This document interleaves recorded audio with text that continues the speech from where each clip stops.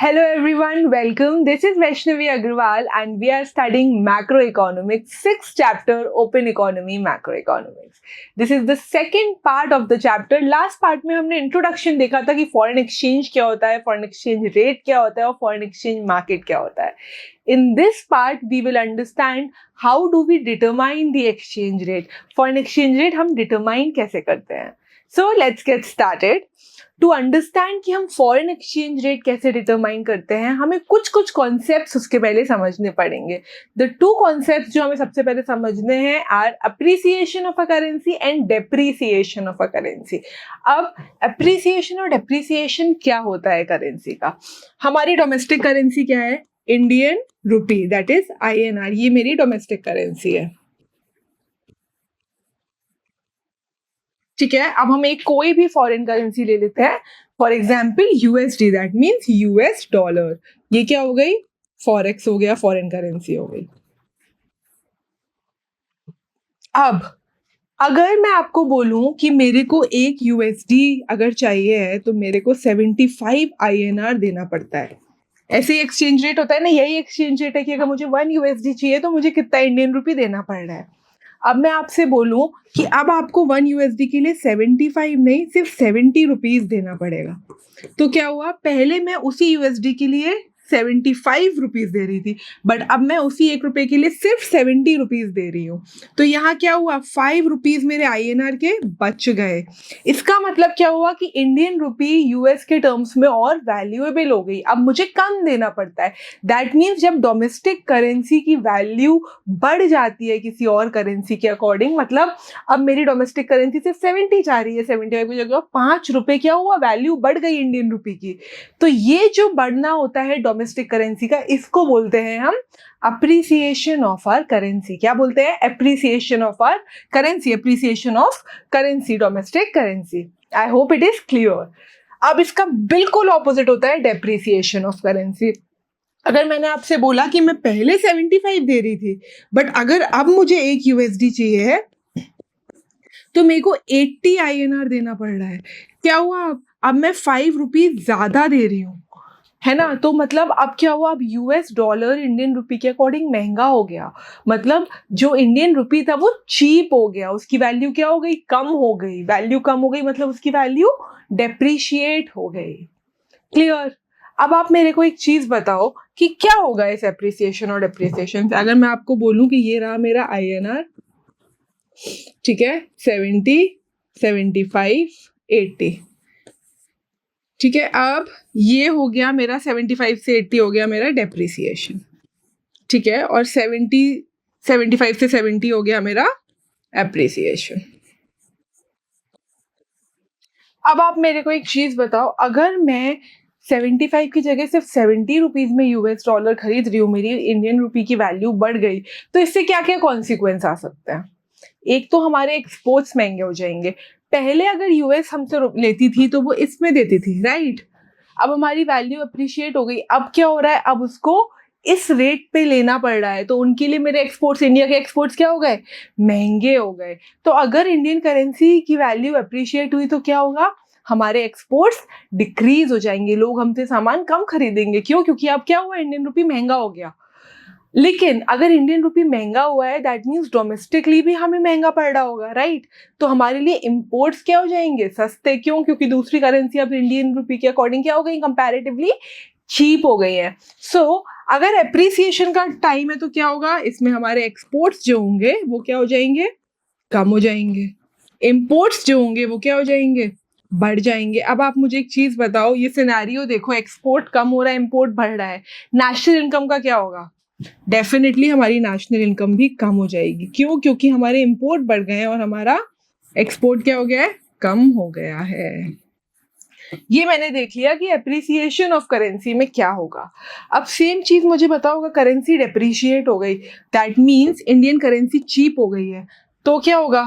अगर Indian currency cheap है तो रेस्ट ऑफ द वर्ल्ड को इंडियन गुड्स क्या पड़ेंगे? सस्ते पड़ेंगे. तो इस सिचुएशन में क्या हुआ? हमारे एक्सपोर्ट क्या होंगे? इंक्रीज हो जाएंगे. अब क्योंकि इंडियन करेंसी सस्ती है हमारे लिए, इंडियंस के लिए बाहर वाली करेंसी क्या हो गई? एक्सपेंसिव हो गई, ज़्यादा वैल्यूएबल हो गई, तो हम क्या करेंगे, हम अपने इम्पोर्ट्स कम कर देंगे। हमें बाहर की चीज़ें अब महंगी पड़ने लगी, क्यों? क्योंकि अब तो हमें ज़्यादा पैसा देना पड़ रहा है, अब हमें वही चीज़ का 80 रुपीज़ देना पड़ रहा है, तो हम क्यों करेंगे इम्पोर्ट्स? इस सिचुएशन में क्या होगा, आपकी नेशनल इनकम का बढ़ जाएगी। क्यों? क्योंकि आपके एक्सपोर्ट्स बढ़ गए हैं और आपकी इम्पोर्ट्स कम हो गए हैं। ये हो गया आपके अप्रिसिएशन और डेप्रिसिएशन का कॉन्सिक्वेंस। वेरी क्लियर कि क्या होता है अप्रिसिएशन और depreciation? Let's see it through the slides. What is currency appreciation? Refers to increase in the value of domestic currency in terms of foreign currency. Foreign currency के comparison में जब domestic currency का value क्या होता है, बढ़ जाता है. The domestic currency becomes more valuable. हमारी domestic currency और valuable हो जाती है. For example, Indian rupee appreciates when the value of $1 falls from 75 to 70.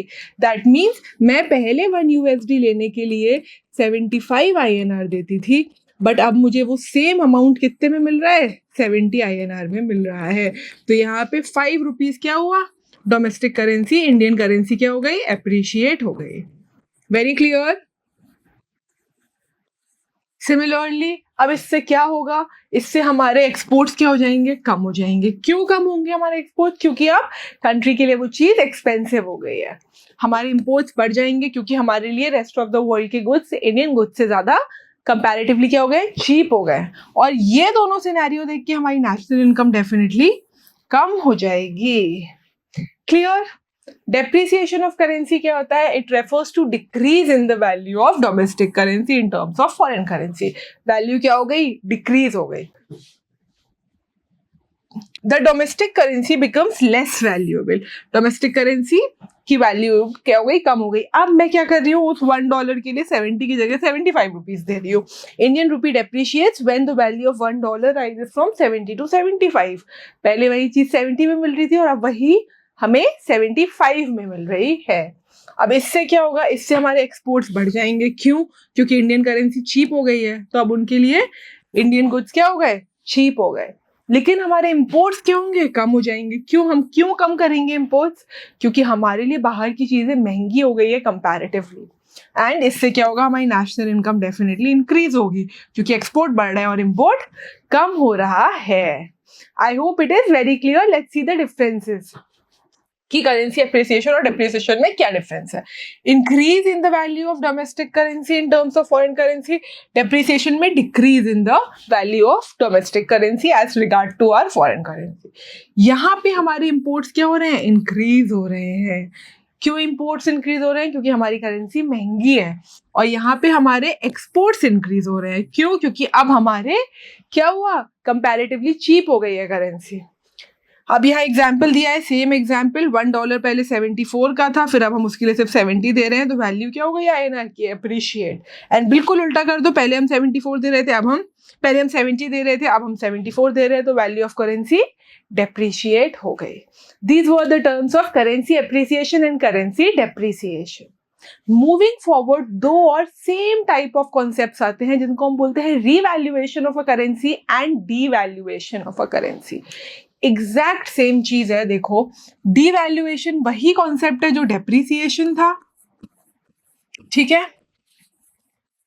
और रीवैल्यूएशन वही कॉन्सेप्ट है जो कि एप्रिसिएशन था. कोई डिफरेंस नहीं है, सिर्फ एक छोटी सी चीज का डिफरेंस है कि appreciation and depreciation of a currency exchange rate के अकॉर्डिंग होता है, मार्केट फोर्सेस के अकॉर्डिंग होता है. बट जो डीवैल्यूएशन और रीवैल्यूएशन होता है ये गवर्नमेंट इंटरवेंशन से होता है. जब गवर्नमेंट पर्पसली अपनी कंट्री की गवर्नमेंट पर्पसली अपनी कंट्री की एक्सचेंज का जो वैल्यू है, जो अपनी करेंसी की वैल्यू है, उसको कम करती है या ज़्यादा करती है, तो उसको हम क्या बोलते हैं, डीवैल्यूएशन एंड रीवैल्यूएशन. जब वही सेम चीज़ मार्केट फोर्सेस से होती है तो उसको हम बोलते हैं डेप्रिसिएशन एंड एप्रिसिएशन. सो अगर फॉरेन एक्सचेंज जो मार्केट फोर्सेस चल रहे हैं उसके अकॉर्डिंग इंडियन करेंसी की वैल्यू क्या हो गई, कम हो गई, अगर इंडियन करेंसी डेप्रिशिएट हो गई तो उसको हम बोलेंगे depreciation of Indian currency. But अगर बिल्कुल आकर आरबीआई ने और सेंट्रल गवर्नमेंट ने, हमारी गवर्नमेंट ने क्या किया, पर्पसली हमारी वैल्यू इंडियन रुपी की क्या कर दी, कम कर दी, तो उसको हम क्या बोलेंगे, डीवैल्यूएशन. मतलब पहले हमें 1 USD 70 में मिल रहा था, अब हमें वही यूएसडी 75 में मिल रहा है, मतलब क्या हुआ, वैल्यू कम हो गई, तो यहाँ डेप्रिसिएशन हो गया। अब यही चीज अगर गवर्नमेंट ने जानबूझ के की है तो इसको हम क्या बोलेंगे, अगर गवर्नमेंट ने ये जानबूझ के की है तो इसको हम क्या बोलेंगे, डीवैल्यूएशन बोलेंगे। क्लियर? ठीक है, तो करेंसी डिवैल्यूएशन क्या होता है, refers to decrease in the value of domestic currency in terms of foreign currency. यहाँ तक बिल्कुल डेप्रिसिएशन की डेफिनेशन है, बस एक्स्ट्रा क्या है, बाय गवर्नमेंट इंटरवेंशन। ये कौन करता है, गवर्नमेंट पर्पसली करती है। अब इसमें भी यही सेम कॉन्सेप्ट्स होंगे, the domestic currency becomes less valuable. Of course domestic currency कम हो गई, सेम चीज हो गई। देखो इंडियन रुपी की वैल्यू डिवैल्यूएट हुई जब हमारा $1 70 से 75 हुआ, बस क्या एक्स्ट्रा है, गवर्नमेंट ने जानबूझ के किया, गवर्नमेंट ने पर्पसली किया। क्लियर? करेंसी रीवैल्यूएशन क्या होता है, it refers to increase in the value of domestic currency in terms of currency done by government intervention. यहाँ पे भी हमारी करेंसी ज्यादा वैल्यूएबल हो जाती है, बट कौन करता है, गवर्नमेंट पर्पसली करती है। For example Indian rupee revaluates when the value of $1 falls from, पहले मैं 75 देती थी, अब मुझे सिर्फ 70 देना है, बट ये हुआ क्यों है, गवर्नमेंट की वजह से हुआ है। अब गवर्नमेंट ऐसा क्यों करेगी, खुद देखो, अगर मेरी वैल्यू 75 थी और अगर मेरी वैल्यू उससे 70 अप्रिशिएट की है, तो ऐसा क्यों किया होगा, अगर इंडियन करेंसी को महंगा किया है तो क्यों किया होगा, क्योंकि इनको एक्सपोर्ट्स क्या करने होंगे, कम करने होंगे, या इंपोर्ट इनको बढ़ाने होंगे, नेशनल इनकम इन्फ्लेशन कंट्रोल करनी होगी, कोई भी रीजन हो सकता है। सिमिलरली अगर डेप्रिशिएट किया, 70 से 75 ले गए, तो ये क्यों किया होगा, इनको अपनी नेशनल इनकम क्या करनी होगी, इंक्रीज करनी होगी। तो अगर सस्ता करेंगे तो एक्सपोर्ट ज्यादा होंगे, तो नेशनल इनकम क्या हो जाएगी, इवेंचुअली इंक्रीज हो जाएगी। तो इकोनॉमिक सिचुएशंस और क्राइसिस को देख के अगर गवर्नमेंट अपने ही पर्पस से क्या कर रही है, अपनी करेंसी की वैल्यू या बढ़ा रही है या कम कर रही है, तो उसको एप्रिसिएशन और डेप्रिसिएशन की जगह हम रीवैल्यूएशन और डीवैल्यूएशन ऑफ करेंसी बोलते हैं। ठीक है, let's see the difference between devaluation and depreciation. Same concept, reduction in price of domestic currency in terms of foreign currency under fixed exchange regime। अब यहाँ पे है fall in price of domestic currency under the flexible exchange regime. अब यहाँ flexible exchange क्यों बोल रहा है या फिक्स्ड क्यों बोला है, फिक्स्ड एक्सचेंज रेट का क्या मतलब होता है, लास्ट पार्ट में भी understood, fixed exchange rate means government intervention. तो फिक्स्ड एक्सचेंज रेट लिखा आ जाए आपको या government intervention, it is the same thing. और फ्लेक्सिबल एक्सचेंज रेट मतलब मार्केट फोर्सेस, तो अब आपको वो मार्केट फोर्सेस लिख के दे दे या फिर आपको फ्लेक्सिबल एक्सचेंज रेट लिख के दे दे, वो क्या होगा, डेप्रिसिएशन। क्लियर? ये गवर्नमेंट इंटरवेंशन से होता है और ये मार्केट फोर्सेस से होता है, इसीलिए इसको फिक्स बोलते हैं और उसको फ्लेक्सिबल बोलते हैं। क्लियर? सिमिलरली रीवैल्यूएशन और एप्रिसिएशन में क्या है, रीवैल्यूएशन जब होता है जब ये फिक्स एक्सचेंज के अंदर होता है, मतलब गवर्नमेंट इंटरवेंशन से होता है, और उसी चीज को हम एप्रिसिएशन बोलते हैं जब वो फ्लेक्सिबल एक्सचेंज रेट रिजीम में होता है, मतलब फ्री मार्केट फोर्सेस के अकॉर्डिंग होता है। ये थे हमारे दो कॉन्सेप्ट्स जिसको हमने बोला डीवैल्यूएशन एंड रीवैल्यूएशन। अब चारों कॉन्सेप्ट्स के बाद हम देखेंगे कि एक्सचेंज रेट कैसे डिटरमाइन होता है। हमने देखा कि एक्सचेंज रेट 3 टाइप के होते हैं, fix exchange rate, flexible exchange rate and manage floating. Fix exchange rate क्या होता है, जब गवर्नमेंट अपने आप डिसाइड करती है, तो उसमें तो डिटर्मिनेशन की नीड ही नहीं है। मैनेज फ्लोटिंग में भी क्या होता है, अपने आप डिसाइड होने के बाद मैन्युपुलेट होता है। फ्लेक्सिबल एक्सचेंज रेट होता है जिसमें वो डिटरमाइन होके ही वही चीज फिक्स हो जाती है।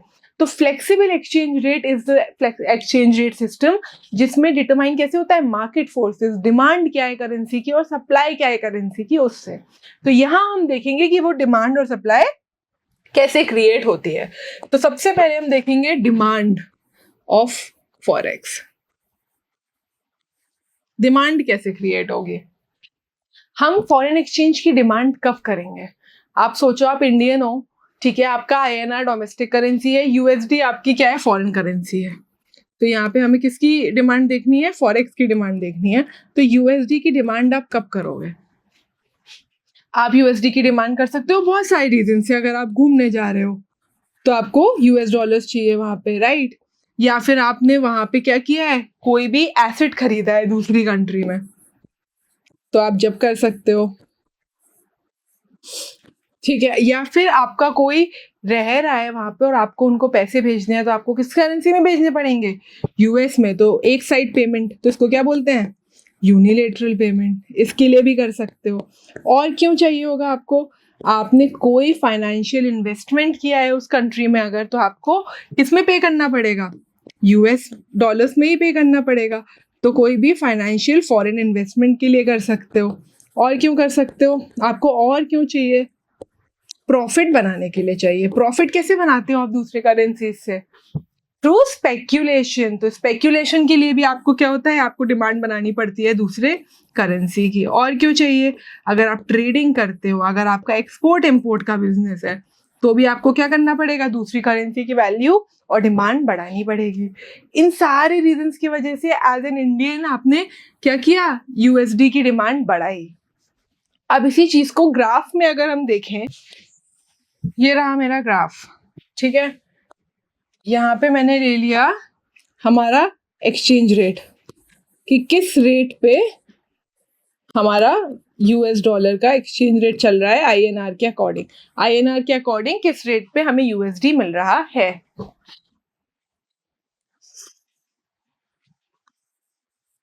ओके, और यहाँ पे हमने ले लिया कि हमारी क्या डिमांड क्रिएट हो रही है यूएसडी की।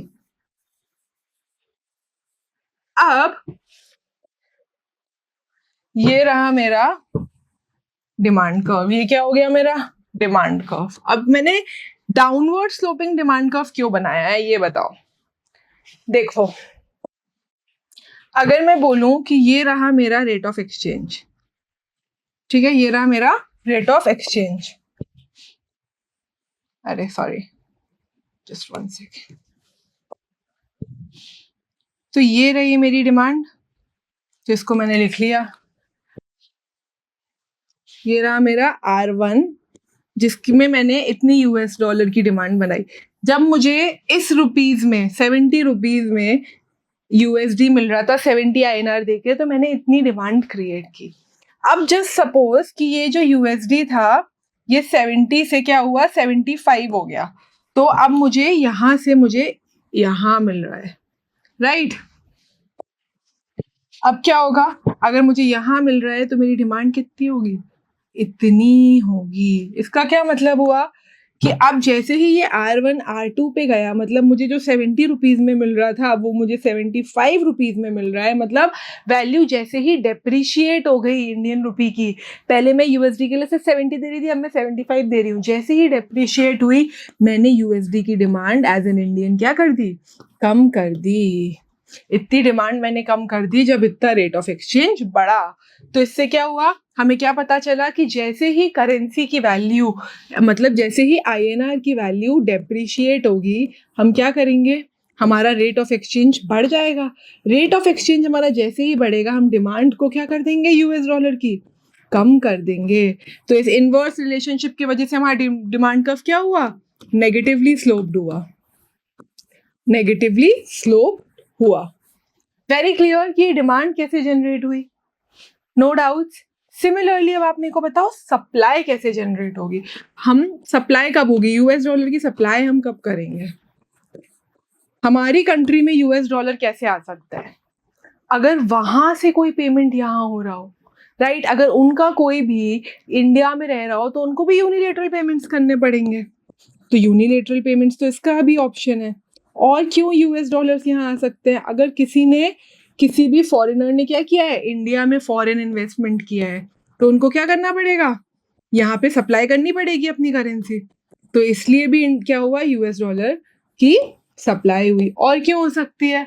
किसी ने, यूएस ने इंडिया को ग्रांट्स दिए, गिफ्ट्स दिए, तो उसके लिए भी क्या हुआ? US supply USD. तो क्या हुआ? ग्रांट्स और गिफ्ट्स की वजह से भी हुआ। और क्यों हो सकता है? स्पेक्यूलेशन। सब प्रॉफिट के लिए तो काम करते ही हैं फॉरेक्स में, तो स्पेक्यूलेशन तो इसका भी ऑप्शन है। इन सारी चीजों की वजह से क्या होगा? सप्लाई यूएसडी की क्या होगी? इंडिया में बढ़ेगी। अब सप्लाई कर्व कैसे बनेगा फिर?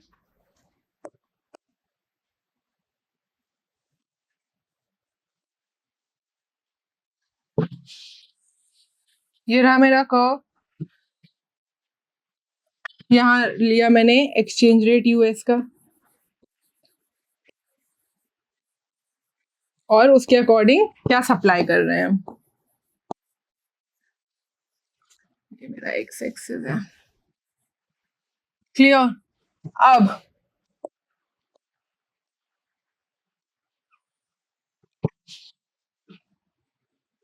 ये रहा मेरा सप्लाई कर्व। अब मैंने सप्लाई कर्व को ऐसा क्यों बनाया है, अपवर्ड स्लोपिंग, ये बताओ। मैंने सप्लाई कर्व अपवर्ड स्लोपिंग क्यों बनाया है? इसका मतलब तो ये हुआ कि एक्सचेंज रेट के साथ मैं क्या कर रही हूँ, बढ़ा रही हूँ। अब ऐसा क्यों हुआ?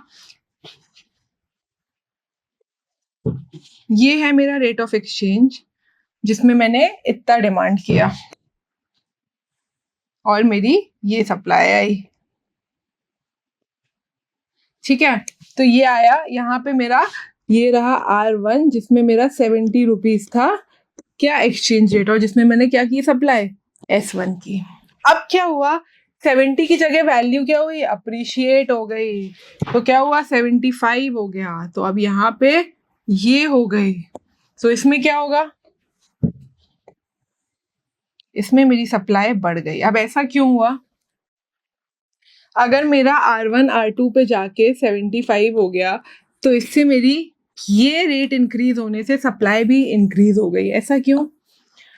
जब मैं 70 रुपीज में खरीद रही थी तो मेरी डिमांड में बढ़ा रही थी यूएस की, क्यों? क्योंकि मुझे सस्ता मिल रहा था। बट जैसे ही वो क्या हुआ, महंगा हुआ, जैसे ही मेरी करेंसी डेप्रिशिएट हुई, मुझे क्या हुआ, यूएसडी महंगा पड़ने लगा। यूएसडी महंगा पड़ा तो मैं क्या करूंगी, मेरे पास जो यूएस डॉलर है उसको सप्लाई करूंगी। क्यों? क्योंकि मुझे उससे प्रॉफिट होगा।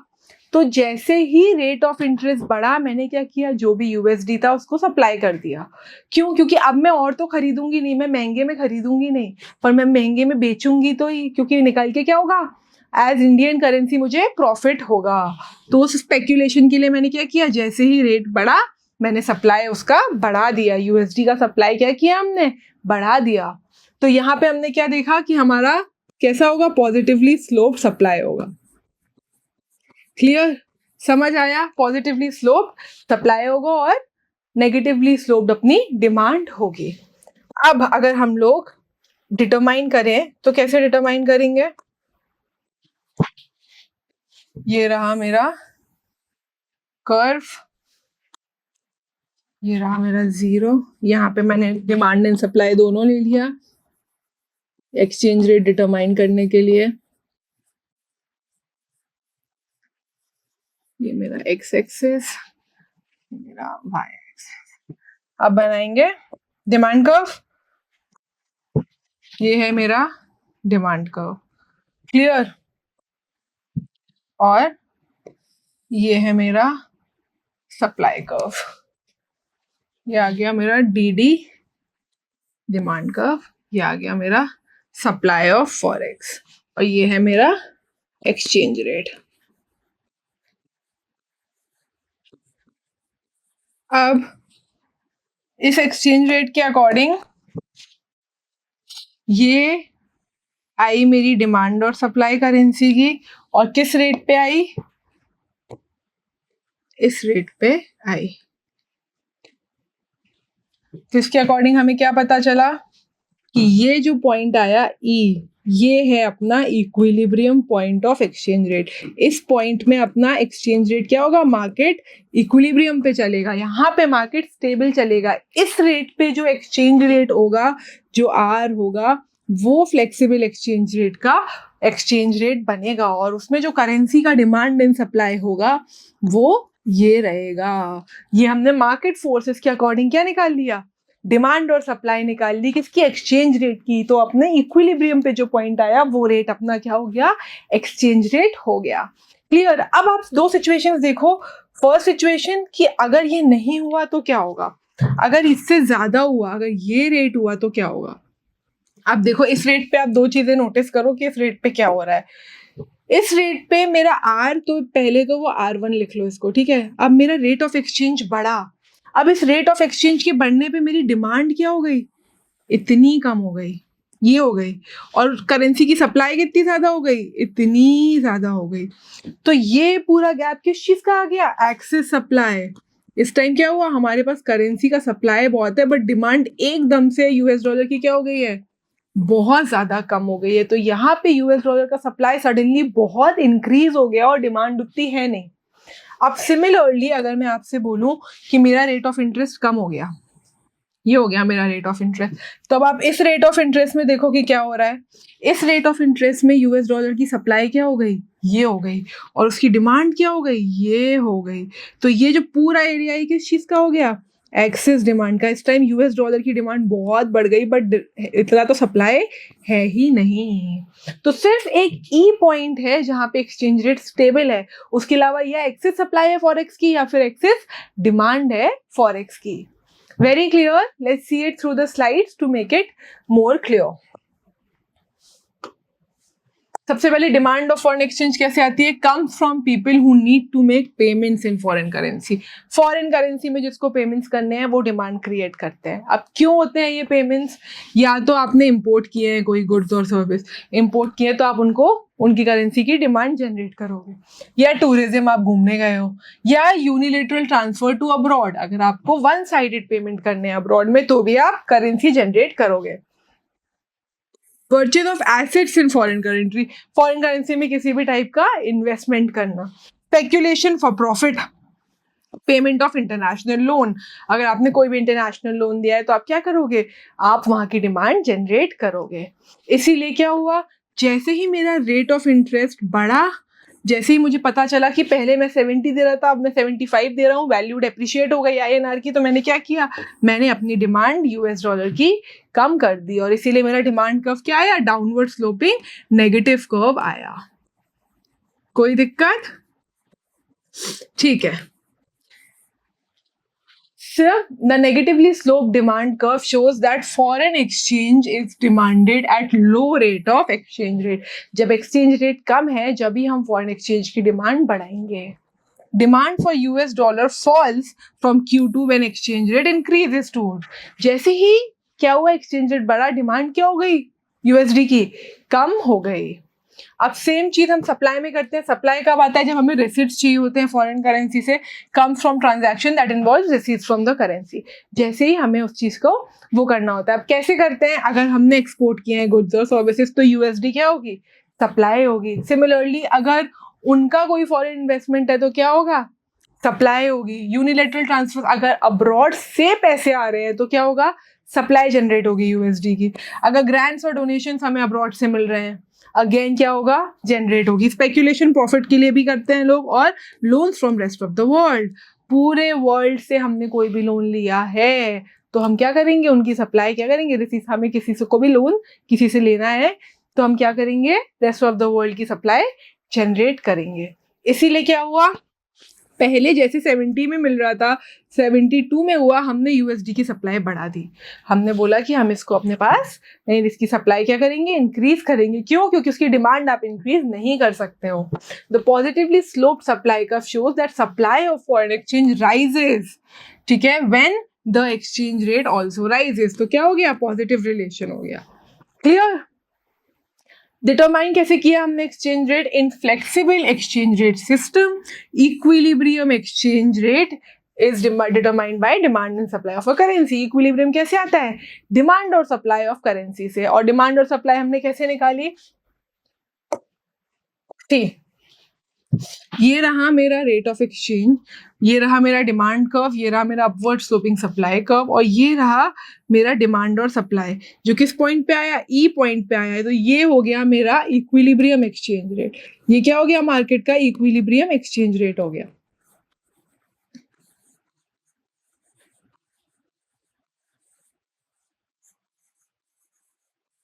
अब इसके अलावा अगर ये R2 पे गया, मतलब अगर एक्सचेंज रेट बढ़ गया, तो कौन सी सिचुएशन देखी हमने, एक्सेस सप्लाई की। क्यों, क्योंकि डिमांड इतनी ही है इस पॉइंट तक, बट सप्लाई इस पॉइंट तक है, तो ये पूरा एरिया क्या हो गया, एक्सेस सप्लाई। सिमिलरली अगर R से R1 पे गया, रेट ऑफ एक्सचेंज कम हो गया, तो क्या हुआ, एक्सेस डिमांड। क्यों, क्योंकि सप्लाई तो इतनी ही है पर डिमांड कितनी हो गई, इतनी, तो ये पूरा एरिया क्या हो गया, एक्सेस डिमांड का एरिया हो गया। This is how you determine the exchange rate in equilibrium and in market forces, मतलब फ्लेक्सिबल एक्सचेंज रिजीम में। आई होप इट इज क्लियर। जल्दी से रिवाइज करते हैं आज हमने क्या क्या पढ़ा। First we understood the concepts of appreciation and depreciation, revaluation and devaluation. Appreciation और डेप्रिसिएशन का मतलब होता है अगर आपकी करेंसी की वैल्यू बढ़ जाती है इन टर्म्स ऑफ फॉरेन करेंसी तो आपकी करेंसी अप्रिशिएट हो गई है, और अगर वैल्यू चीप हो जाती है तो आपकी करेंसी डेप्रिशिएट हो गई है। ये दोनों चीजें मार्केट फोर्सेस के थ्रू होती है, बट जब यही दोनों कॉन्सेप्ट्स बाय गवर्नमेंट इंटरवेंशन या फिर फिक्स्ड एक्सचेंज रिजीम के अंदर होते हैं तो उसको हम devaluation and revaluation of a currency बोलते हैं। जब हमें फ्लेक्सिबल एक्सचेंज रेट में एक्सचेंज रेट डिटरमाइन करना होता है तो हम डिमांड ऑफ करेंसी और सप्लाई ऑफ फॉरेन करेंसी से करते हैं। डिमांड एक नेगेटिवली स्लोप्ड होता है क्योंकि आपका रेट ऑफ एक्सचेंज अगर बढ़ेगा तो आप फॉरेन एक्सचेंज की डिमांड कम कर दोगे, बट अगर आपका रेट ऑफ एक्सचेंज बढ़ेगा तो आप फॉरेक्स की सप्लाई क्या करोगे, बढ़ा दोगे। जिस पॉइंट पे डिमांड और सप्लाई इंटरसेक्ट करती है वो इक्विलिब्रियम एक्सचेंज रेट होता है। अगर एक्सचेंज रेट उस रेट से ज्यादा है तो एक्सेस सप्लाई हो जाएगी फॉरेन करेंसी, अगर उस रेट से कम है तो एक्सेस डिमांड हो जाएगी फॉरेन करेंसी की। I hope it is very clear. Let's move to the assessments and see what all we have covered today. Question number first, if a country experiences an increase in exports, अब देखो आपके exports क्या हो रहे हैं, increase हो रहे हैं। exports कब बढ़ते हैं, जब आपकी करेंसी चीप हो जाती है। क्यों? क्योंकि लोग ज्यादा खरीदेंगे। क्यों? क्योंकि अब आपकी करेंसी सस्ती हो गई है।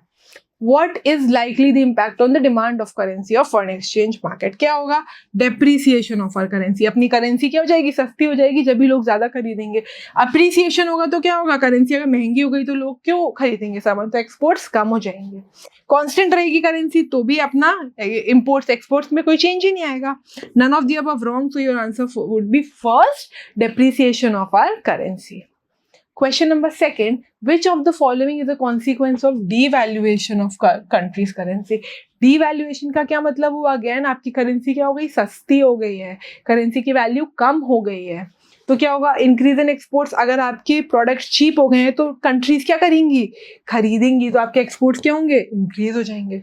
इंक्रीज इन इंपोर्ट्स, हमारी अगर करेंसी सस्ती हो गई है, चीप हो गई है, तो हमारे लिए रेस्ट ऑफ द वर्ल्ड के गुड्स क्या हो गए हैं, महंगे हो गए हैं, तो हम इंपोर्ट्स बढ़ाएंगे क्या, नहीं, हम इंपोर्ट्स कम कर देंगे। क्यों? क्योंकि डोमेस्टिक के लिए हमें ज़्यादा सस्ती चीज़ें मिल रही हैं, तो it is wrong. Decrease in national income, national income कम होगी। अगर आपके एक्सपोर्ट्स बढ़ रहे हैं और इंपोर्ट्स कम हो रहे हैं तो नेशनल इनकम क्या होगी, बढ़ेगी, तो ये भी रॉन्ग हो गया। None of the above, again wrong, so your answer would be A, increase in the exports. जैसे डिवैल्यू होगी आपकी एक्सपोर्ट्स इंक्रीज हो जाएंगे। Question number third, appreciation of a currency makes. Appreciation हुआ मतलब करेंसी क्या हो गई, महंगी हो गई। अब लोगों के लिए इंडियन करेंसी क्या है, महंगी है, तो एक्सपोर्ट्स आपके चीप होंगे, फॉल्स, एक्सपोर्ट्स आपके और महंगे हो जाएंगे, लोग आपसे सामान नहीं खरीदेंगे। इंपोर्ट्स आपके चीप होंगे, यस, अगर आपकी करेंसी अप्रिशिएट हुई है तो बाहर की करेंसीज आपके लिए क्या हो गई, सस्ती हो गई, तो yes. Both A and B is wrong क्योंकि ए गलत है, none of the above is wrong क्योंकि B is correct. So answer would be imports would be cheaper if the currency of your country appreciates. Okay, this was all for today. I hope you understood it. Thank you so much.